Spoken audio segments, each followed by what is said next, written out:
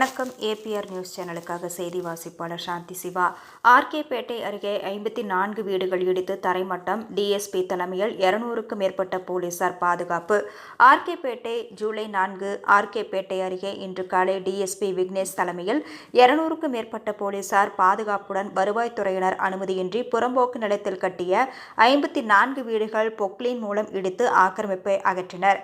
திருவள்ளூர் மாவட்டம் ஆர்கேபேட்டை அருகே எஸ்விஜிபுரம் மலைக்கருகில் கடந்த 20 ஆண்டுகளுக்கு முன்பு ஆதி திராவிடர் நலத்துறை சார்பில் நிலம் கையகப்படுத்தி 100க்கும் மேற்பட்ட பிற்படுத்தப்பட்ட மற்றும் தாழ்த்தப்பட்ட மக்களுக்கு இலவச வீட்டுமனை பட்டா வழங்கப்பட்டது. இலவச வீட்டுமனைகள் வழங்கப்பட்டுள்ள இடத்திற்கு சென்று வர வழியில்லாத நிலையில் பயனாளிகள் பல ஆண்டுகளாக வீடு கட்டிக்கொண்டு குடியேற முடியாமல் காலிமனைகளாக விட்டு வைத்தனர். இந்நிலையில் கடந்த 2 மாதங்களுக்கு முன்பு வருவாய்த்துறையினர் இலவச வீட்டுமனைகள் வழங்கப்பட்ட இடம் அரசுக்கு சொந்தமானது, அந்த இடத்தில் யாரும் வீடுகள் கட்டக்கூடாது என்றும் மீறுவோர் மீது நடவடிக்கை எடுக்கப்படும் என்று எச்சரிக்கை பலகை வைக்கப்பட்டது. இருப்பினும் சிலர் கூரை மற்றும் சிமெண்ட் சீட் வீடுகள் கட்டும் பணியில் ஈடுபட்டுள்ளனர்.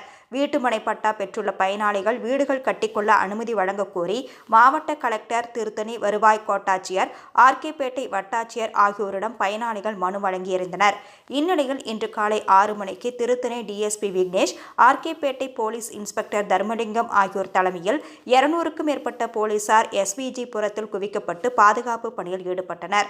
ஆர்கேபேட்டை தாசில்தார் விஜயகுமார் தலைமையில் வருவாய்த்துறையினர் 6 பொக்லைன் இயந்திரங்கள் மூலம் அனுமதியின்றி அரசு நிலத்தில் கட்டப்பட்டுள்ள வீடுகளை இடித்து ஆக்கிரமிப்புகள் அகற்றும் பணியில் ஈடுபட்டனர்.